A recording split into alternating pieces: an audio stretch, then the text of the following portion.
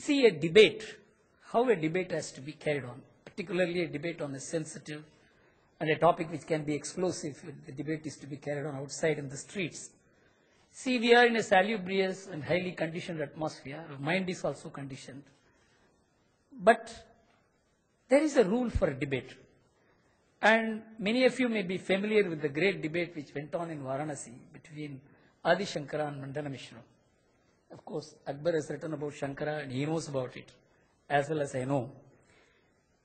The peculiarity of the debate is that Mandana Mishra was a married man, Adi Shankara was an ascetic, and they were to debate on whether the principle of Advaita is correct or not. And who is the referee for the debate? The referee for the debate is Mandana Mishra's wife. And the stakes in the debate was that if Shankara failed, he must become a householder, get married. And if Mandana Mishra was defeated, he must give up his married life and become an ascetic. And to this debate, Mandana Mishra's wife, Ubaya Bharati, is like Akbar, the moderator.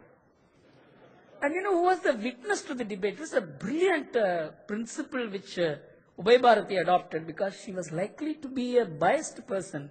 She put a fresh garland around both Shankara and Mandana Mishra and said, a person whose garland becomes not fresh, loses its freshness, he is supposed to be defeated because he has developed heat in the body.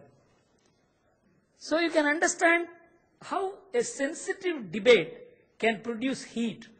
And this debate is on a very sensitive issue. It can be very explosive also.